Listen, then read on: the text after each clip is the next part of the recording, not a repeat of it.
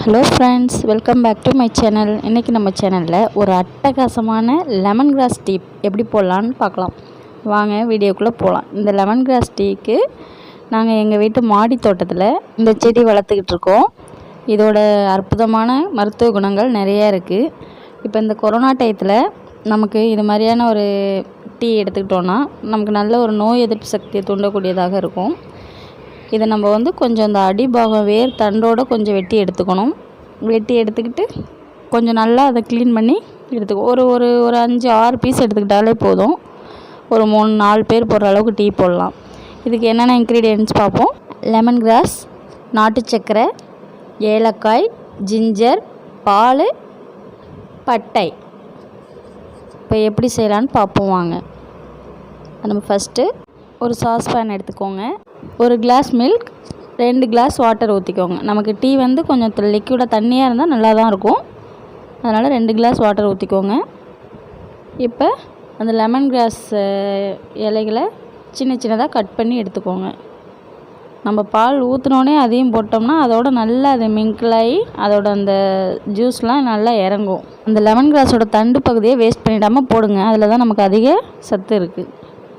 இப்போ இது எல்லாத்தையும் நம்ம பாலில் மிக்ஸ் பண்ணிடுறோம்.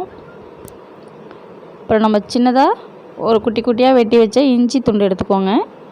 ஒரு 3 ஏலக்காவை தட்டி வச்சுக்கோங்க. ஒரு சின்ன பீஸ் 2 பீஸ் பட்டை எடுத்துக்கோங்க.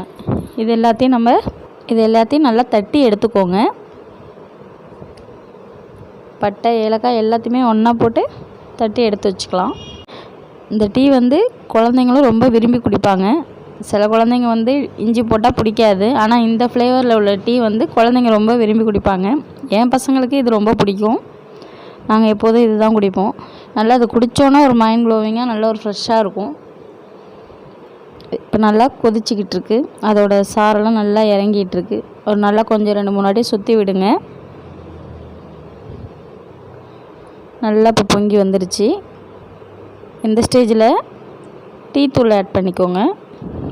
இதுக்கு ஒரு 3 ஸ்பூன் போட்டால் போதும். உங்களுக்கு எவ்வளோ தேவையோ அதுக்கேற்ற மாதிரி நீங்கள் போட்டுக்கோங்க. இந்த லெமன் கிராஸை நீங்கள் சின்னதாக வச்சா கூட அது நல்ல ஒரு க்ரோத் ஆகும். நாங்கள் லாஸ்ட் இயர் வச்சோம். அது இப்போ நல்ல ஒரு பெரிய லெவலில் வந்திருக்கு. நம்ம அப்பப்போக்கு வெட்டி எடுக்க அதில் நல்லா துளுத்து வரும். கொஞ்சம் நல்லா தண்ணி மட்டும் விடணும். வாடக்கூடாது. அது காயறதுக்காட்டி நல்லா தண்ணி விட்டுக்கிட்டே இருங்க. நல்லா பசுமையாக நல்லா வளரும். இப்போ அதில் நாட்டு சர்க்கரை ஆட் பண்ணிக்கோங்க. லாஸ்ட்டாக முடிக்கும்போது தான் நம்ம ஏலக்காய் போடணும். ஏலக்காய் போட்டு நல்லா கொஞ்சம் கொதி வந்தோடனே நமக்கு நல்லா அதில் சாயம் இறங்குறது நமக்கு தெரியும். இறங்கினோன்னே ஃபில்ட்ரு பண்ணிட வேண்டியது தான். இப்போ நல்லா சாயம் இறங்கியிருக்கு. இதை அந்த இடத்துல நாங்கள் இதை போடும்போதே அதோட அந்த ஸ்மெல்லு எங்களுக்கு அப்படி ஒரு புத்துணர்ச்சியாக இருக்குது. நீங்களும் இதை குடிச்சு பாருங்கள், எப்படி இருக்குதுன்னு சொல்லுங்கள் கமெண்ட்டில்.